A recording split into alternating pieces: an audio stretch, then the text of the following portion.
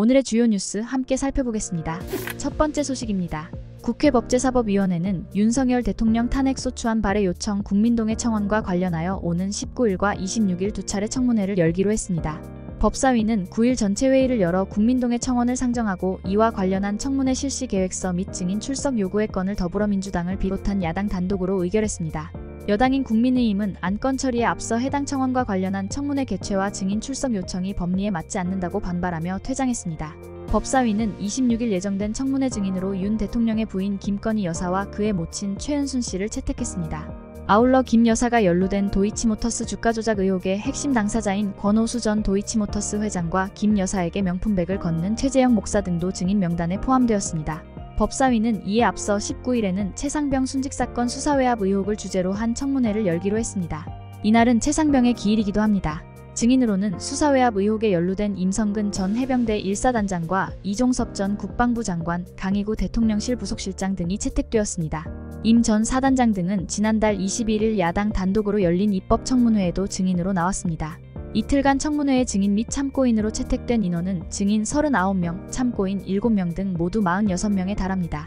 국민의힘은 야당 단독으로 계획한 이번 청문회는 헌법 위반이라고 주장하고 있으며 이에 따라 청문회에 응하지 않을 가능성도 열어놓고 있습니다. 두 차례의 청문회가 민주당과 조국혁신당 등 야당 단독으로 열릴 수도 있는 상황입니다. 법사위 여당 간사인 유상범 의원은 국회 기자회견에서 여당 의원들의 청문회 참석 여부에 대해 이 시점에 말하는 것은 적절하지 않다며 즉답을 피했습니다. 아울러 유 의원은 김 여사를 포함한 증인들 역시 본인이 원하지 않는다면 청문회에 나오지 않을 수 있다고 강조했습니다. 그는 불법적 청문회이기 때문에 증인들이 요청에 응할 이유가 없다는 것이 여당 법사위원들의 입장이라고 말했습니다. 반면 야당은 국민의힘이 불참하더라도 두 차례의 청문회를 모두 강행할 것이며 증인들도 출석해야 한다고 주장하고 있습니다. 민주당 소속인 정청래 법사위원장은 회의 말미에 방금 채택된 증인은 불출석 시 국회 증언감정법에 따라 처벌될 수 있음을 유념하라고 말했습니다. 법사위 민주당 간사인 김승원 의원은 기자들과 만나 김 여사는 한동훈 국민의힘 전 비대위원장에게 문자를 보내 대국민 사과를 해도 되느냐고 하지 않았나라며 청문회가 김 여사에게는 대국민 소명을 하는 자리가 될 수 있다고 강조했습니다. 국회가 윤 대통령 탄핵 소추안을 발의해달라는 이번 청원은 지난달 20일 시작되어 사흘 만에 청원 요건인 5만 명을 충족하여 법사위로 회부되었습니다. 이날 기준 참여자 수는 133만 명을 넘어섰습니다. 다음 소식입니다. 삼성전자 최대 노동조합인 전국삼성전자 노동조합이 창사 이래 첫 총파업에 돌입했습니다. 목표는 생산 차질로 반도체 생산의 필수적인 인력을 파업 현장으로 집결시켜 생산을 방해하려는 의도입니다. 전삼노는 8일 화성시 삼성전자 화성사업장 H1 정문 앞에서 총파업 결의대회를 열었으며 설비제조개발 직군에서 5,000명 이상이 참여했습니다. 이들은 2024년도 기본 인상률 3.0%를 거부한 조합원에 대한 높은 임금 인상률 적용, 초과 이익성과급 제도 개선, 유급휴가 약속 이행, 무임금 파업으로 발생한 경제적 손실 보상을 요구합니다. 사측이 이를 수용하지 않으면 15일부터 2차 파업에 나설 계획입니다. 삼성전자는 인력 조정 등을 통해 생산에 문제가 없도록 조치했지만 파업이 장기화될 경우 반도체 생산에 부담이 커질 수 있습니다. 현재 삼성전자는 공식적인 입장을 내지 않고 상황을 주시하고 있습니다. 경제계는 노조의 쟁의행위가 정당한 권리지만 연봉협상에 서명하지 않은 소수 직원들에 대한 보상을 요구하며 다른 직원들의 희생을 요구하는 것은 지나치다고 보고 있습니다. 일부에서는 전삼노의 파업 정당성에 의문을 제기하며 결속력 확보와 노조 주도권 경쟁이 주요 배경으로 지목되고 있습니다. 다음 뉴스입니다. 5대 은행의 가계대출이 이달 들어 나흘 만에 2조 원 넘게 증가했습니다. 이는 서울 아파트값 상승세에 따른 영끌 수요와 비투 목적의 주식투자 자금 수요가 늘어난 영향으로 분석됩니다. 7일 금융권에 따르면 5대 은행의 4일 기준 가계대출 잔액은 총 710조 7,558억 원으로 6월 말 대비 2조 1,835억 원 증가했습니다.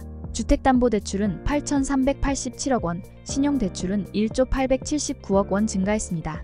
6월 한 달 동안 5대 은행 가계대출은 5조 3,415억 원 증가하며 2021년 7월 이후 가장 큰 폭으로 증가했습니다. 가계대출 증가 원인으로는 부동산 경기 회복, 9월 2단계 스트레스 총부채 원리 금상환 비율 시행 연기, 정책자금 대출 증가, 금리 인하 등이 있습니다. 주택담보대출 금리는 6월 21일보다 낮아졌으며 신용대출 금리도 하락했습니다. 코스피가 지난 5일 1% 넘게 오르며 연고점을 기록하자 신용대출 증가가 주식 비투 때문이라는 분석이 나옵니다. 국내외 증시 화랑과 공모주 청약이 겹친 영향으로 직장인 중심의 마이너스 통장 한도가 증가했습니다. 미국 증시도 사상 최고 기록을 경신했으며 특히 테슬라 주가는 8거래일 동안 27.7% 상승했습니다. 미국 주식은 국내 증권사의 신용융자를 이용하기 어려워 은행 마이너스 통장을 활용한 투자가 이뤄지고 있습니다. 다음 소식입니다. 7일 프랑스 총선 결선에서 좌파 연합 신민중 전선이 극우 국민연합을 누르고 일당이 되었습니다. 1차 투표 선두였던 아래는 3위, 마크롱 대통령의 여당은 2위로 마감했습니다. 반극우 연대와 높은 투표율이 좌파 연합 승리의 원인으로 꼽히지만 과반을 차지한 정당은 없습니다. 좌파 연합은 577석 중 182석, 여당은 168석, 아래는 143석을 차지했습니다. 아래의 집권 가능성에 맞서 좌파 연합과 여당이 후보 단일화에 성공했습니다. 최종 투표율은 66.6%로 높았습니다. 좌파 연합은 유권자들에게 감사하며 정부 운영에 나설 뜻을 밝혔습니다. 아렌의 마린 르펜 의원은 반극우 동맹이 아니었다면 과반을 차지했을 것이라며 불만을 표했습니다. 마크롱 대통령은 국민의 선택을 존중하겠다고 했고 좌파 연합 출신을 총리로 임명할 계획입니다. 프랑스는 과반을 차지한 정당이 없는 헝의회 상태로 여권은 국정 운영에 어려움을 겪을 것으로 예상됩니다. 다음 뉴스입니다. 장마철로 접어들면서 쌈채소 가격이 일주일 사이에 10% 넘게 상승했습니다. 폭염과 태풍 등 자연재해가 더해지면 농산물 가격 상승세는 더욱 커질 수 있다는 우려가 나오고 있습니다. 7일 한국농수산식품유통공사 농산물 유통정보에 따르면 적상추 100g의 소매 가격은 5일 기준 1,178원으로 집계되었습니다. 이는 일주일 전보다 17.3% 상승한 수준으로 한 달 전 872원과 비교하면 35.1% 상승했습니다. 쌈배추 한 포기도 3,032원으로 일주일 만에 26.0% 올랐고 한 달 전보다는 29% 비싸며 평년보다 23.5% 상승했습니다. 깻잎 가격 역시 100g에 2,087원으로 평년보다 10.2% 올랐습니다. 백승우 전북대 농경제유통학부 교수는 쌈채소는 다른 농산물에 비해 저장성이 떨어져 공급이 조금만 줄어도 가격이 폭등하는 특성이 있다고 설명했습니다. 장마 이후 폭염과 태풍 등의 재해 상황에 따라 농산물 가격은 더 오를 가능성이 있습니다. 특히 올해 여름 배추 재배 면적은 평년보다 5% 줄어들 것으로 전망돼 생산 감소에 따른 가격 상승 우려가 큽니다. 지난해 8월 폭염과 폭우로 인해 배추 출하량이 크게 줄어 도매 가격이 한 달 새 2.5배로 치솟은 사례도 있습니다. 2022년에도 여름철 폭염과 폭우의 9월 태풍 피해까지 겹쳐 배추 가격이 폭등한 바 있습니다. 지난달 전체 물가 상승률이 3개월 연속 2%대를 보였지만 농산물 가격 오름세는 꺾이지 않고 있습니다. 지난달 농산물 가격은 1년 전보다 13.3% 뛰며 전체 물가 상승률을 크게 웃돌았습니다. 농산물 가격은 지난해 10월부터 9개월 연속 10% 넘는 오름세를 이어가고 있습니다. 다음 소식입니다. 홍명보 울산 HD 감독이 2026 북중미 월드컵과 2027 사우디아라비아 아시안컵에서 한국 축구 대표팀을 이끕니다. 대한축구협회는 8일 홍명보 감독을 새 대표팀 감독으로 선임했다고 발표했습니다.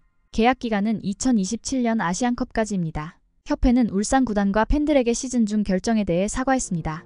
홍 감독 선임 배경으로는 선수단 장악 능력, 전술적 측면, 리더십, 연령별 대표팀과의 연속성, 감독 성과, 촉박한 일정, 대표팀 지도 경험, 국외 지도자의 철학 적용 시간 부족, 국외 지도자의 국내 체류 문제 등이 있습니다. 협회는 홍 감독의 전략이 대표팀에 적합하다고 판단했습니다. 울산이 지난해 K리그에서 빌드업, 압박 강도 등에서 1위를 기록한 점을 언급하며 효과적인 경기 운영을 평가했습니다. 홍 감독의 원팀 정신도 높이 평가했습니다. 이달 초 스페인과 독일에서 거스포엣 그리스 대표팀 감독 다비드 바그너 전 노리치시티 감독을 면접한 후 홍 감독이 더 나은 성과를 입증했다고 판단했습니다.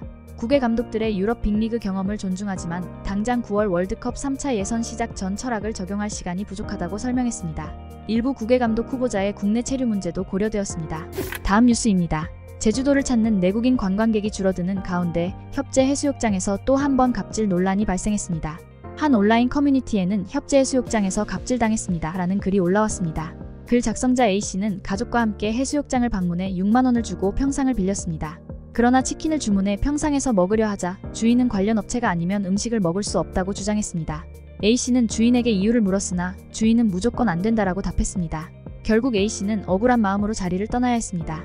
제주시에 따르면 해당 장소는 개인 사유지로 별도 점유 허가가 필요 없고 행정당국의 조사 대상에서도 제외됩니다. 이 사건은 비계 삼겹살 논란에 이어 제주 관광지의 바가지 논란을 이어가고 있습니다. 이러한 논란으로 올해 6월까지 제주를 방문한 내국인 관광객은 작년보다 7.6% 줄었습니다. 반면 제주도를 찾는 중국인 관광객은 증가하고 있습니다.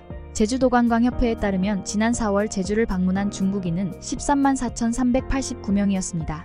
계속되는 논란 속에서 제주도는 관광객 유치를 위한 새로운 전략을 모색해야 할 시점입니다. 마지막으로 날씨 소식 전해드리겠습니다. 수요일인 내일 10일은 오전까지 전국 대부분 지역에 돌풍과 함께 천둥 번개를 동반한 매우 강하고 많은 비가 내리겠습니다. 매우 강한 비와 많은 비로 인해 피해가 우려되니 안전사고에 각별히 유의하셔야겠습니다. 이 비는 10일 밤부터 차차 그치겠으나 제주도는 11일까지 이어지는 곳이 있겠습니다. 아침 최저기온은 21도에서 25도, 낮 최고기온은 25도에서 31도로 평년과 비슷하거나 조금 높을 것으로 예보됐습니다. 미세먼지 농도는 원활한 대기 확산과 강수의 영향으로 전국이 좋음 수준을 보이겠습니다. 날씨였습니다. 오늘의 주요 뉴스는 여기까지입니다. 구독과 좋아요, 알람 설정은 뉴스 제작에 큰 힘이 됩니다. 시청해주셔서 감사합니다.